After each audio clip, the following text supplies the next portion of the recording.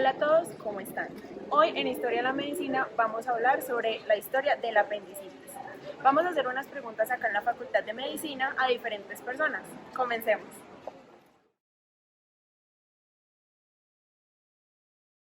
Nos encontramos acá con Fabi. Hola Fabi, ¿cómo estás? Muy bien, ¿y tú cómo te va? Muy bien.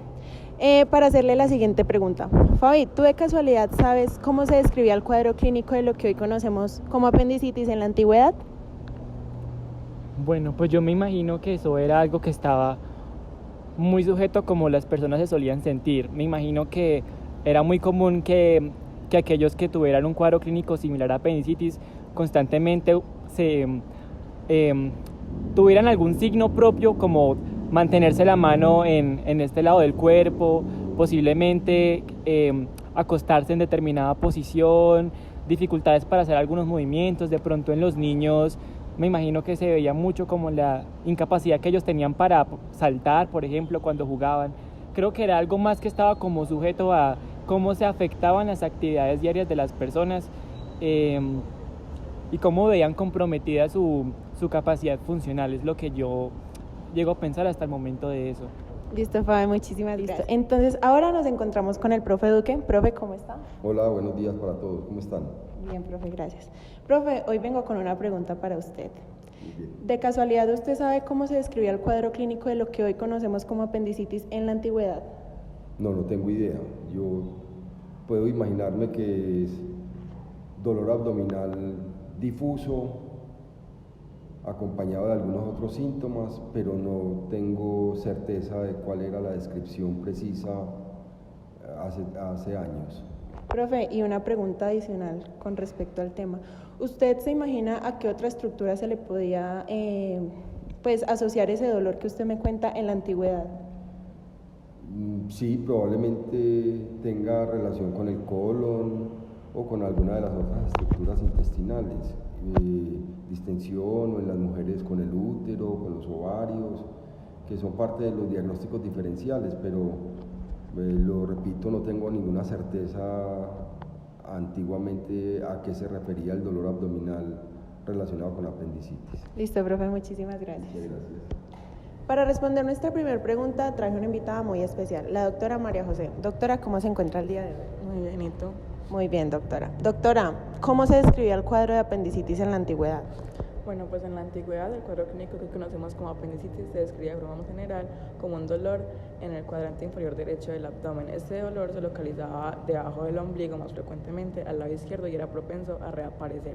Se denominaba no apendicitis sino como pasión cólica y se relacionaba más con el intestino grueso. También se utilizaban otros nombres como mal de costado y pasión ilíaca.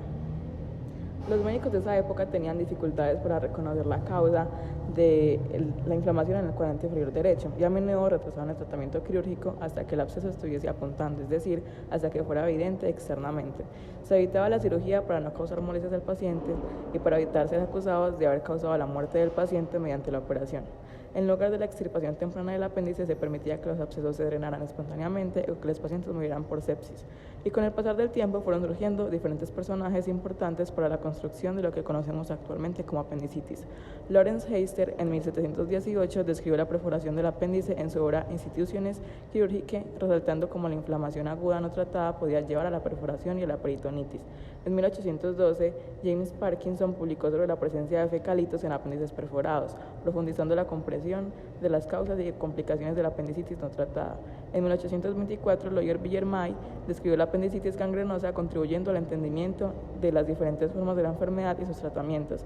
Y en el primer volumen del libro Elementos de Medicina Práctica, publicado en 1839, los doctores Richard Bright y Thomas Addison de Guys Hospital describieron la sintomatología de la apendicitis.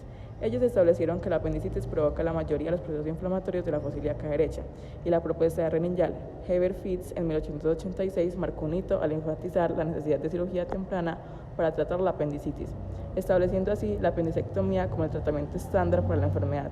Y fue solo con el paso del tiempo y los avances de la medicina que se pudo identificar de manera más precisa la apendicitis como una entidad clínica específica, con síntomas característicos como dolor abdominal en el cuadrante inferior derecho, náuseas, vómitos, fiebre y sensibilidad en la zona del apéndice, y la apendicectomía como el tratamiento estándar para esta enfermedad.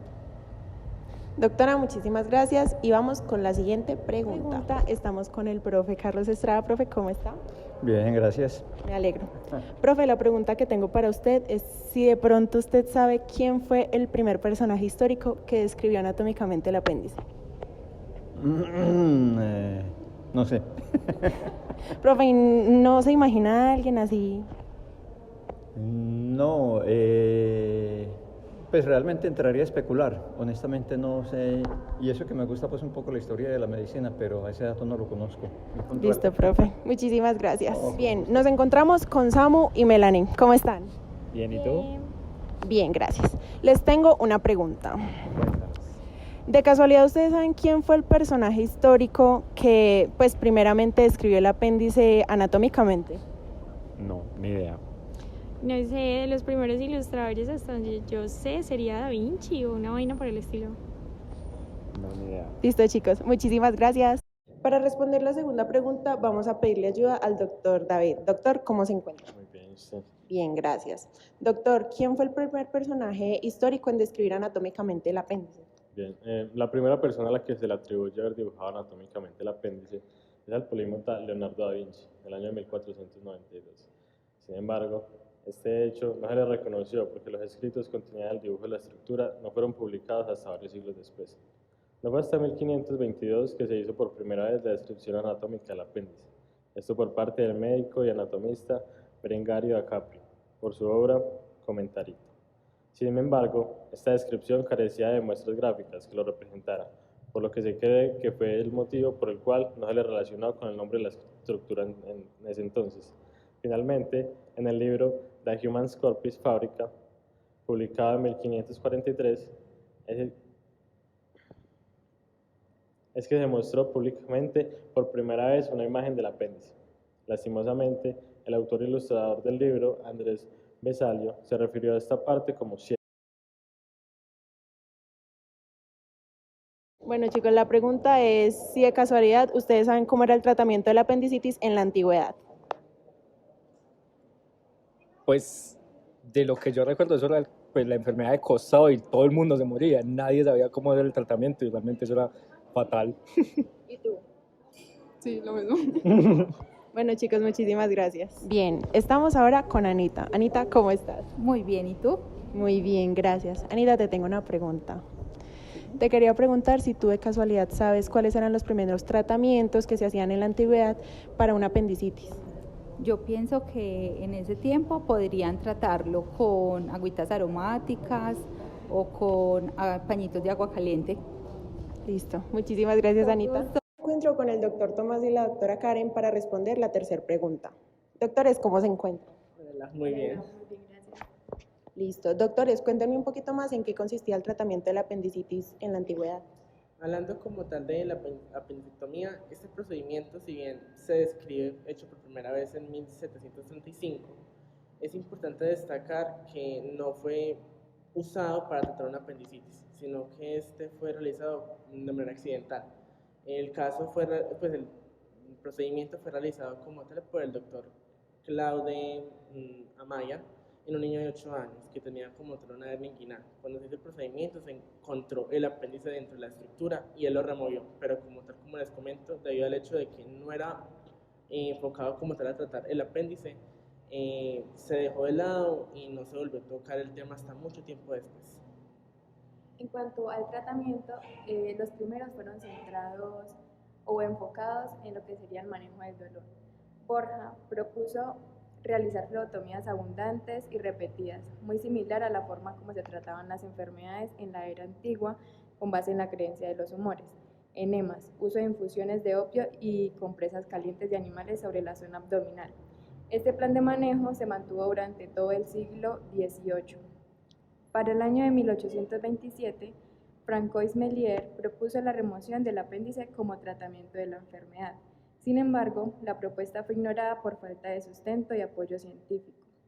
En 1867, un cirujano americano, Wilbur Parker, publicó un artículo relatando sus experiencias, que comenzó en 1843 con el drenaje de abscesos apendiculares. Reportó un total de 4 casos y abogó por el drenaje quirúrgico después del 5.º día de la enfermedad. Este abordaje quirúrgico ganó cierta aceptación y más tarde se le atribuyó la reducción de la tasa de mortalidad por abscesos apendiculares.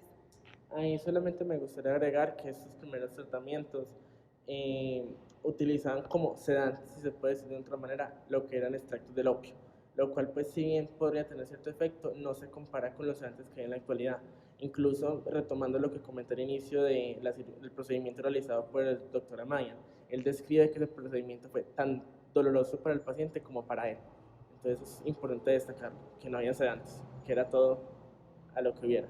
Y solamente para finalizar, lo que fue la apendicectomía, finalmente, gracias a los aportes de Fitz en el siglo XVII y XVIII, es que finalmente se establece como procedimiento de rutina para el tratamiento de la apendicitis. Listo, doctores, muchísimas gracias. Resolvamos la última pregunta.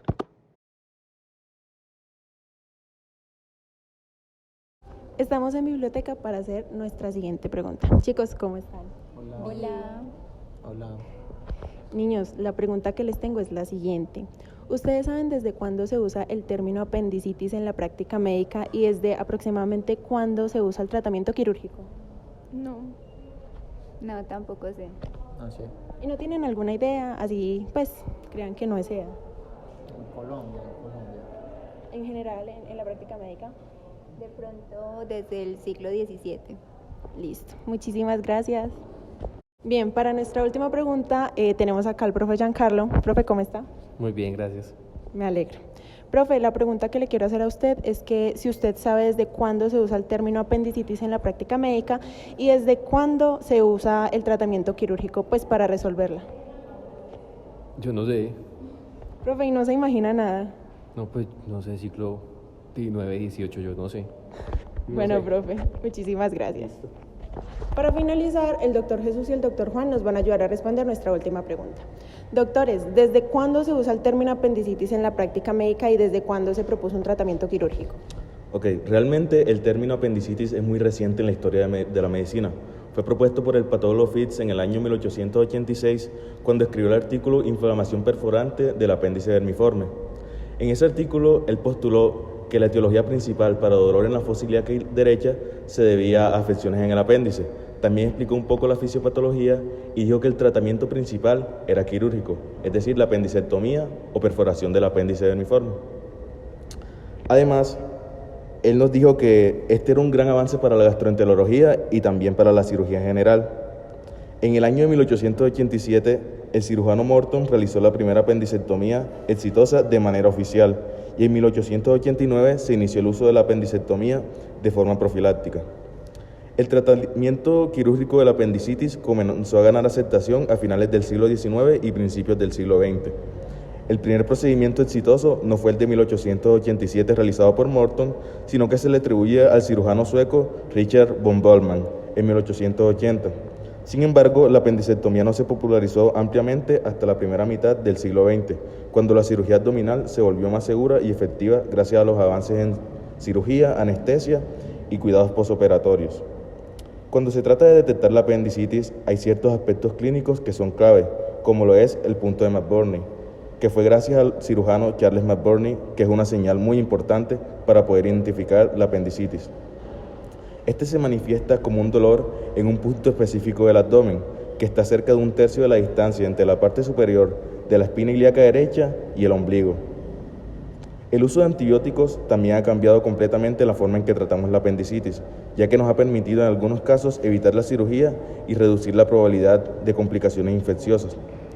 Además, hay que tener en cuenta que cuando alguien presenta apendicitis agudas, es muy crucial reponer líquidos corporales. Esto se hace con la reanimación por fluidos, que ayuda a corregir la deshidratación y asegura que los tejidos reciban suficiente sangre antes y después de la cirugía.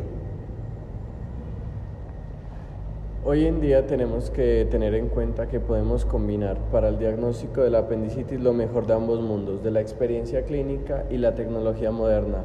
Y a pesar de que nuestro paciente presenta síntomas como fiebre y dolor abdominal, tenemos que tener en cuenta que no podemos subestimar las ayudas diagnósticas que tenemos actualmente.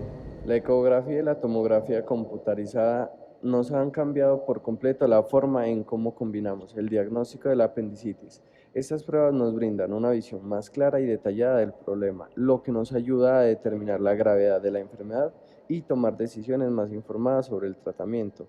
Y al combinar nuestra experiencia clínica con las capacidades tecnológicas de la vanguardia, podemos ofrecer un cuidado más personalizado y efectivo a los pacientes con apendicitis y, entre lo tradicional y lo innovador, ha elevado el estándar de atención y mejorado los resultados para aquellos que enfrentan esta condición médica.